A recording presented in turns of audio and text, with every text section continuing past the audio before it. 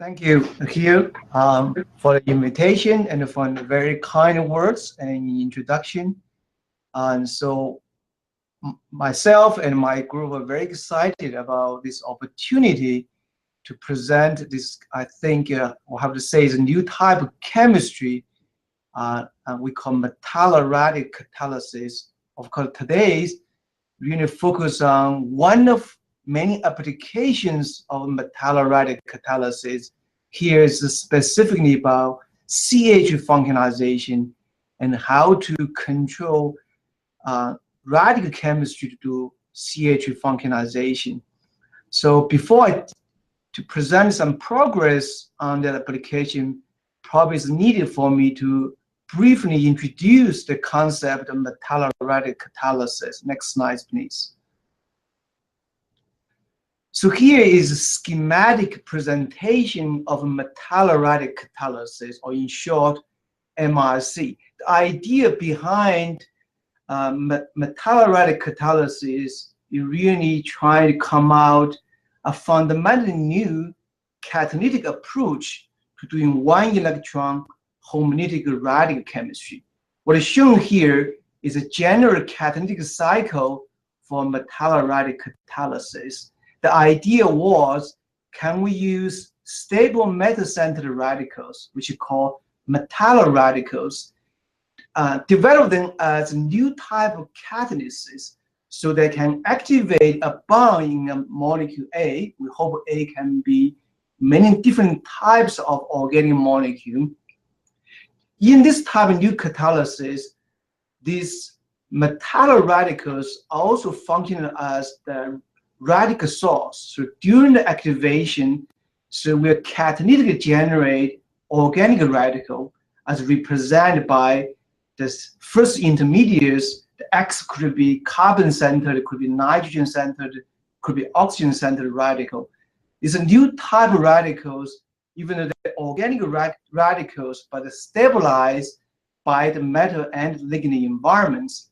So we hope this new type metal-stabilized organic radicals still have a rich reactivity as free organic radicals that maybe can proceed with all kinds of well-known radical reactions, such as radical additions and hydrogen atom subtractions and so on, react with another substrate, and through several radical pathways, eventually can through some either substitution reactions or beta scission reactions to cleave a weak metal carbon metal nitrogen bond, so can generate product C and regenerate metal-centered radical catalysis, turn on the catalysis. So we call them Metalloradical catalysis.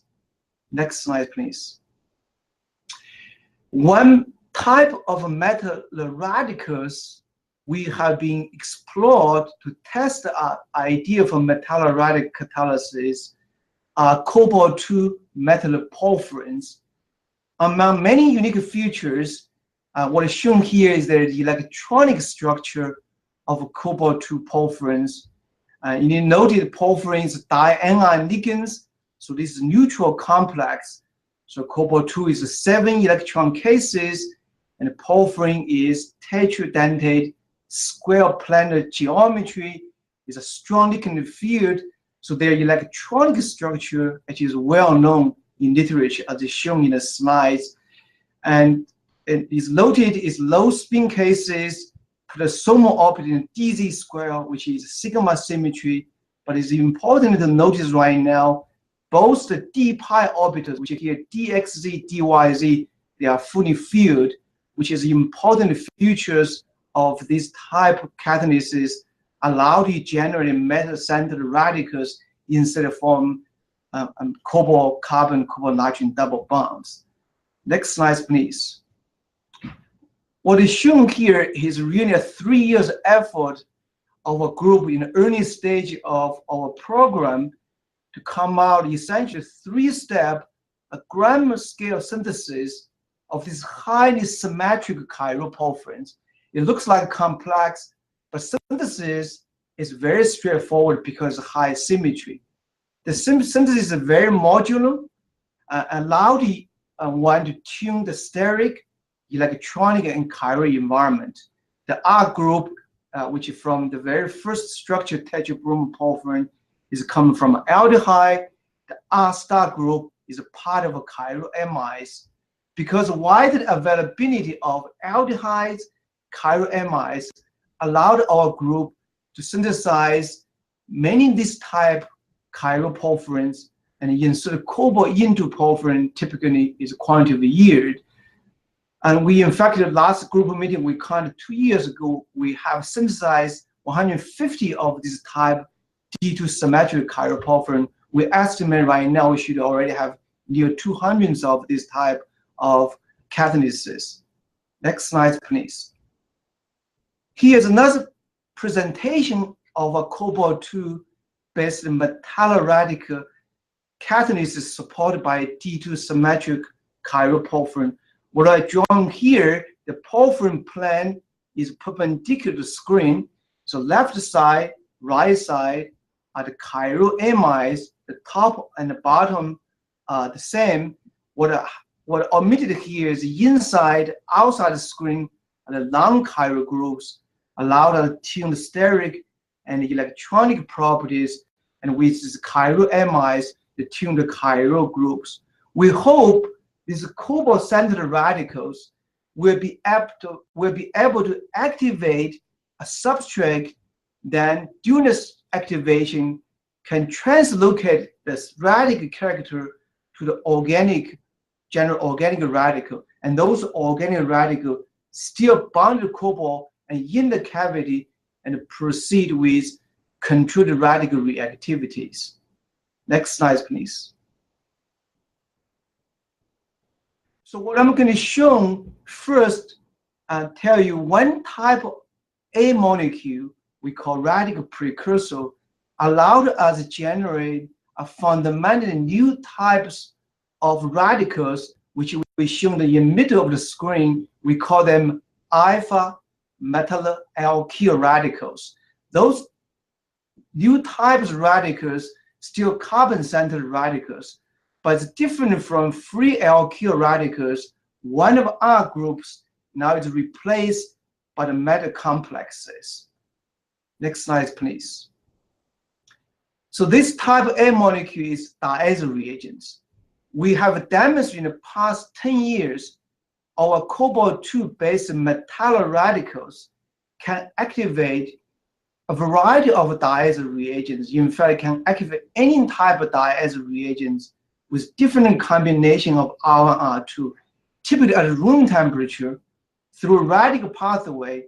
Upon loose nitrogen, here generate cobalt-3 supported carbon-centered radical. Here is very important to note it, as I mentioned at the very beginning, about the electronic structure of a cobalt-2 porphyrin, because both the d pi orbitals are fully occupied, so there are no possibility to form a cobalt-carbon double bonds. As a result, here is truly carbon-centered radicals. What I didn't show in this talk, we're able to fully characterize this type new radicals in these two publications we show on the screen. For those of you interested, can read over that. So what I'm going to show you is this type of new radicals still have a rich reactivity, just like free alkyl radicals. Next slide, please. The very first demonstration of this type of new catalysis is shown. This cobalt-3 carbon-centered radical, just like a free alkyl radicals. They can proceed radical addition to unsaturated species, here shown is alkenes. We demonstrate cobalt-3 alpha alkyl radical can add to carbon-carbon double bond to break weak pi bond. Now we generate we call alpha beta gamma cobalt-3 alkyl radical. And these second intermediates can proceed a intramolecular, essentially 3 exotat radical cyclization, close the ring, generate 3 membrane structure, regenerate cobalt-2 radical, so can turn off the catalytic cycle. What is shown next slide. Next slide, please. Use this type of new catalysis. We have been demonstrated we can use variety of diazo reagents, including certain diazo reagents has been very challenging to be activated through ionic pathway to doing asymmetric radical cycle propionation.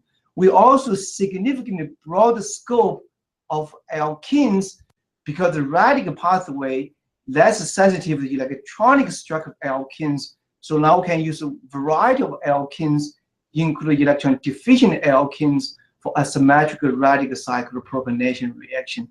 We also shown in the top that structure you can do intramolecular radical bicyclization, allow to build bicyclic structure.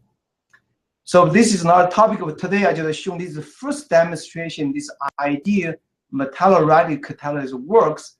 Not only works, but allowed us to solve some non-standing challenge in this well-known transformation, which is a cycle propionation reaction. Next slide. The question was, what other reactivities of this new type of alkyl radical we can explore to construct a new type of catalysis? To relate the topic of today, and we shown this type new radicals, just like free carbon-centered radical, also able to proceed hydrogen atom obstruction, can essentially do radical CH alkylation as shown in next slides. What we have demonstrated is carbon-centered radical, which is supported by cobalt-3, can undergo hydrogen atom obstruction, then generate new carbon-centered radical, followed by radical substitution and build to form a new carbon-carbon bond. Essentially, is radical CH alkylation to form new carbon-carbon bond. During this catalysis, we can control reactivity as well as diester selectivity and enantiomer selectivity. Next slide, please. Among several systems our group have been developing, I will show one particular system, which is the intramolecular version of this new type radical CH alkylation.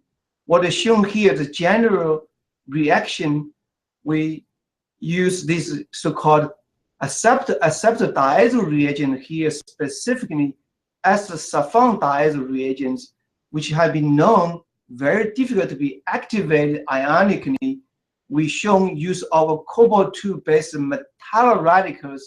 We can activate this type new radicals to generate an alpha cobalt alkyl radical, then proceed with the radical CH alkylation. I think next slide is showing the catalytic cycle. So here, once again, showing this typical catalytic cycle, the cobalt-2 based metalloradicals activate the ester sulfon diazo reagents upon loose nitrogen, generate cobalt-3 alkyl radicals in the ligand environments, then proceed 1,5 hydrogen atom obstruction, then generate new carbon radicals before become free. The cyclize back through here is a 5-axial tetra radical cyclization to break weak cobalt carbon bond to form 5 membrane structure with control of reactivity as well as the stereoselectivity. Next slide, please. So here is shown and how the dramatic ligand effect, how we fine-tuning ligand environment allowed us to come out optimized catalysis can have a high yield as well as diester selectivity and enantiomer selectivity. From the first catalysis, we use one of the most effective catalysts for intermolecular cycle propionation reactions, we call 3,5-diethyl is a high yield, high diester selectivity, but very moderate enantiomer selectivity. By changing the catalyst to second catalyst in the middle, we call Schufrin, which has non-chiral group is 3,5-diethyl group. Now you can increase the enantiomer selectivity to 91%, but due to high stereo hindrance, the yield decrease simply by changing the 3,5-dibutyl group to 3,5 diisopropyl group. Now will come out the third catalysis. Now you can have high yield, high diester selectivity, and high enantiomer selectivity. Next slide, please. Since it's already published, I'm just very quickly showing, and this type asymmetric radical CH alkylation has a very broad substrate scope.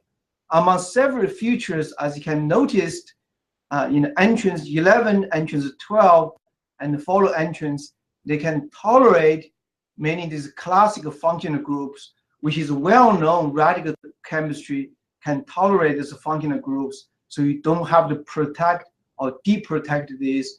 You can proceed with the radical CH alkylation. As shown here, in most cases, this type of intramolecular asymmetric CH alkylation have high yield, high diester selectivity, and high enantiomer selectivities. Next slide, please. Among several lines of experimental evidence to support the radical mechanism, I'm just showing one of them, which is to try to trap the key radical intermediates by tempo. What is shown here, in the same condition as the catalytic process, if you added 5 equivalent tempo, you can completely shut down the catalytic process. Now you're able to isolate and fully characterize this trapped carbon-centered radical after 1,5 hydrogen atom abstraction. And in the next slide, we can even get an X-ray structure to show these key intermediates.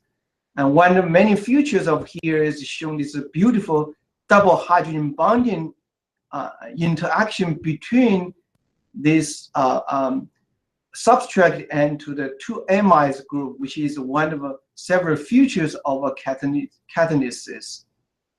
Next slide, please. What I'm going to switch it, also try to demonstrate you, we also can generate a new type nitrogen-centered radicals, as shown in the middle of the screen. We call alpha metallamino radicals. Next slide, please. The type of organic molecules allowed us to generate the new type nitrogen-centered radicals, Azides. We have demonstrated cobalt-2 based Metalloradical can activate all kinds of Azides upon losing nitrogen. Then the radical translocate to nitrogen center, cobalt from cobalt-2 to cobalt-3, generate these cobalt-3 amino radicals we call alpha cobalt-3 amino radicals. Once again, during time limit, I will not assume the characterization of the new type of nitrogen radicals. Next slide, please. Similarly, we demonstrate these alpha cobalt-3 amino radicals can undergo radical addition to alkenes, can generate gamma cobalt-3 alkyl radicals, followed by 3-exo tetraradical cyclization to generate azides. Once again, we discovered a totally new type of way to catalytically generate azides, which is radical azidination of alkenes. Next slide is showing some published work from our group. We can use area azides, phosphor azides, carbonyl azides, sulfonyl azides to either inter or intramolecular process to generate azides through this radical type process. Next slide. So similarly, we show this new type cobalt-3 amino radicals has very rich reactivity to related the topic of today. And if you can show next slides, we can show this alpha cobalt-3 amino radicals has a capability to undergo hydrogen atom abstraction to break CH bond to generate carbon-centered radical, then followed by radical substitution to break weak cobalt-nitrogen bond and form a carbon-nitrogen bond. So you essentially have this radical amination of CH bonds. Next slide, please. Use this type of new catalysis, we have demonstrated both intramolecularly and intermolecularly with a variety of azides to doing this radical CH amination. Due to time limit, I'm going to focus on one particular system, which is shown in next slide. Next slide, to show the unique features of the radical CH amination. Once again, here's the intramolecular version of the radical CH amination. The particular system what is shown is use this so-called sulfamoyl azides, which shown in the right and top of the screen. And those type of sulfamoyl azide has been known very stable and will not decompose until you hit 120 degree or 30 degree. They're also very stable to acid and base. They can be easily synthesized from any amines to generate this type of azides. What we demonstrate is cobalt-based Metalloradical can activate sulfamoyl azides upon losing nitrogen to generate these cobalt-3 amino radicals in the ligand environments, then precede 1,6 hydrogen atom obstruction that generate carbon-centered radical, then followed by 6 a-Col radical cyclization to form a 6-membered heterocyclic structure and regenerate cobalt-centered radical and turn over the catalytic cycle. Next slide, please. What I want to show this type radical CH avidation because radical pathway, so they have much broad scope in terms of CH substrate. Or they should several represent examples shown in these slides. They can use secondary CH bonds as well as tertiary CH bonds. But more important, because the radical pathway less depending on electronic structure of CH bonds, so we even use less electronic rich primary CH bonds to undergo radical CH amination to generate desired CH amination product in high yields. Next slide, please. And once again, due to this type of radical pathway, not only we can use electron-rich CH bonds shown on the left side of the screen, but for first time, we can use the electron-deficient CH bonds, such as CH bond alpha to esters, ketones, amides, even primary amides or nitrides to doing intramolecular CH amination, because those type of CH bond, in fact, is even weaker than other CH bond. It's difficult problem for ionic chemistry, and they are actually easy substrate for radical chemistry. So allowed us to use this type of electron-deficient CH bond to doing intramolecular CH amination, generate 6 membrane structure, in most cases in quantitative years, as shown in these 4 examples. Next slide, please. Here shown this chemoselectivity, and one of the challenges to doing CH amination is how to carry out those kind of transformation in the presence of more reactive functionality, such as alkenes and alkynes. What is shown here, due to, once again, the radical pathways, this kind of process can very cleanly to doing chemoselective analytic CH amination, as well as propogenic CH amination to give a desired CH amination product without a complication from potential reaction with carbon-carbon or carbon-carbon triple bond or carbon-carbon double bond. Once again, because this analytic CH bond, propogenic CH bond, even weaker than other CH bonds, so they can have very high chemical selectivity, as shown in these examples here. Next slide, please. Once again, I just want to use another example to show the functional group tolerance of this new type of radical CH amination. essentially, you don't have to worry about any group and attach it to those particular substrate, so they can very cleanly do a six-member information to generate resulting a product in high yield. Next slide, please. And what is shown here, those type of processes can allow us to control stereoselectivity. In the first reaction we shown, if you use enantiomer pure alpha substitute sulfamoyl azide, you can control stereoselectivity to give enantiomer pure product in over 95% yield, essentially give one diastereomers. What the second reaction shown is a very interesting case. The question was, what would happen if you use enantiomer pure tertiary CH bond and to do this type of catalysis? And what is shown here is not 100% retention of the enantiomer purity, is also not 100% racemization. What is shown here, and it's a particular condition, the 99% EE, now you have 85% enantiomer purity. So it's a partial racemization, but the majority enantiomer purity will retain. So here, once again, is the kinetic control. What is shown here, the CM bond formation even faster than the radical racemization. Next slide, please.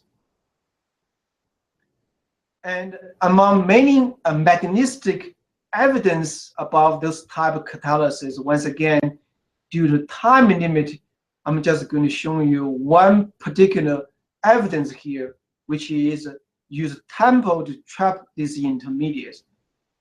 It's a very interesting situation. When we first carry out this experiment, my students add, 10% more tempo, almost no effect with the catalytic process, quantitative yield. At one equivalent tempo, still no effect. Until you add 5 equivalent tempo, then you, as shown in next slides,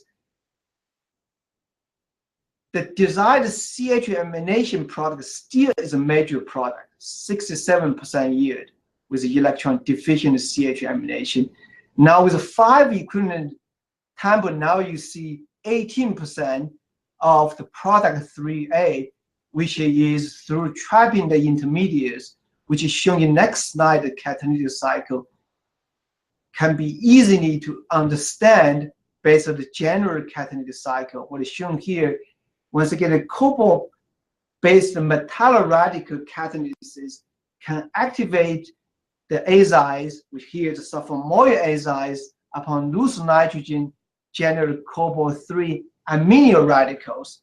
These cobalt-3 amino radicals now can do 1,6 hydrogen atom obstruction, now deliver carbon-centered radical, which is shown as structure 1AB. In the ligand environment, very quickly followed by 6-acyl tet radical cyclization, close the ring, form the CM bond to break a weak cobalt nitrogen bond to deliver the product until at a 5 equivalent, which is shown next slide. Otherwise, reagent will go through the green cycle. When you load the system with a high concentrated tempo, now you can start to see the tempo can trap the intermediate carbon-centered radicals, eventually deliver the product 3A. Once again, is really remarkable.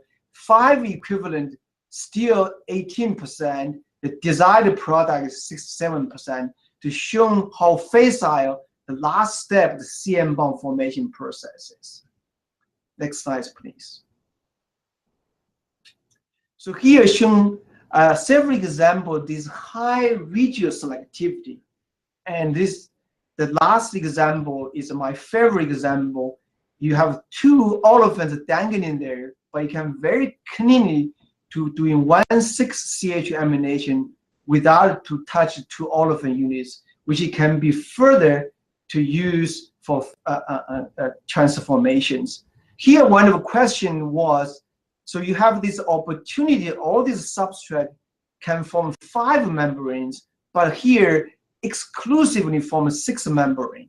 The question was, can cobalt-based metalloradical catalysis still able to generate 5 membrane structure if without the presence of 1,6 hydrogen atom abstraction? What is shown in next slide is this type catalytic cycle. I really demonstrated one of very, I think, unique feature of metalloradical catalysis, essentially to show radicals are very reactive. So multiple pathways can coexist. If it's a free radical chemistry, they coexist, so you cannot differentiate them. You generate a mixture of compound. When you use cobalt-based metalloradical catalysis, now you can differentiate different pathways. As I already shown you before these slides, we can very cleanly doing 1,6-CH amination product. Now what I shown here, if in the absence of 1,6-CH amination, we also demonstrate this type of catalysis and the identical condition still can proceed 1,5 hydrogen atom abstraction, then followed by 5 acyl tet radical cyclization. Now it generates highly stranded 5 membrane structure, as shown in the next slide. What is shown here, essentially identical condition, as I already shown you in the previous slides, for 6 membrane structure. So then can form 5 membrane structure with similar high yield, high chemical selectivity, can use a variety of CH bond, including electron deficient CH bond, can you doing propagenic analytic CH bond, then you generate this highly stranded 5 membrane cyclic sulfur amides in high yields. Next slide, please. So what I shown so far, trying to use one of a-Chiral catalysts just for easy discussion to show the reactivity. What I use this style is showing you by use of chiral catalysis, we can control enantiomer selectivity for all these type of reaction. Here, I just want to show one example with this so-called 3,5 diatypic chain frame. We can carry out enantiomer selective intramolecular CH amination, deliver the desired amino acid derivatives in 92% yield, 96% EEs. Next slide, please. So I'm going to conclude today's talk by hopefully showing you this new type concept we call metalloradical catalysis. I think it's simple, and I hope you agree with me. It's a very powerful way to doing 1 electron homolytic radical chemistry. Essentially, can catalytically generate organic radicals without use of lights or initiator. And this new type organic radical, because it's still attached to catalysis and can control it by both the metal center and the ligand, so we can control both reactivity as well as stereoselectivity. We can turn over this catalytic cycle and allow us to deliver the product which is really complementary to 2-electron heterolytic ionic chemistry. Next slide, please. So I also shown you the catalysis we have been developed. As I mentioned early in my career, we spent near 3 years to develop this type of catalysis. And those type of catalysis, once again, looks complex, it is highly symmetric. In most cases, 3-step gram scale synthesis. And one of the key points here, it allowed us to tune the steric electronic chiral environments, so you can apply this type metal-centered radical catalyst for different type of organic transformations. Next slide. So to summarize, what we've shown here is 2 new type of catalysis allowed us doing CH functionalization. What is shown here is stereoselective radical CH alkylation to use the cobalt-2 based metalloradicals. At least we shown you can use diazo reagents, any combination R1, R2 to generate this cobalt-3 alkyl radical. We demonstrate this new type alpha cobalt-3 alkyl radical still have the rich reactivity as a free alkyl radical, but now they are not free anymore because they are bounded to cobalt center and in the ligand environment. So now we can control the reactivity. We in my group already shown those type of radicals and doing all kinds of addition chemistry. Here, what I shown today, they can do hydrogen atom abstraction and generate new radical followed by radical substitution. Then essentially to close the catalytic cycle, which is radical CH alkylation. Next slide. We also established a new type of radical CH amination. Very similarly, here we can show use organic azides as radical precursor, allow to adjust the cobalt-3 amino radical. Once again, those new type of nitrogen-centered radical has rich reactivity just like free amino radical, but now they are not free, but they can be controlled, can proceed all kinds of reactivity. What is shown here is undergo hydrogen atom abstraction, generate carbon-centered radical. Here essentially is a radical translocation, cobalt to nitrogen to carbon, then finish the catalytic cycle. The result is a stereoselective radical CH amination. Next slide, please. So I want to finish up by I can make an acknowledgement, and what is shown here is a current the picture of a current research group at the Boston College. But this is really a collective effort in the past 15, 16 years by both my former group members and current group members, from the initiation of the concept to development catalyst to demonstration of this chemistry. So now we are now in a position to really further explore the application of this metalloradical catalysis for a variety of different radical catalytic pathways. And I also want to thank our funding agency. We have very grateful to both NIH, NSF, as well as several other funding agencies, such as Firmenich and ACAs and DOD for funding support, allowed us to explore this new type of chemistry. With that, I will be finished here by thanks again, Hugh, Dan, for your invitation to give me this opportunity to present this kind of new chemistry we call metalloradical catalysis. I'll be happy to hear any suggestions, and I'll be happy to answer any question you may have. Thank you.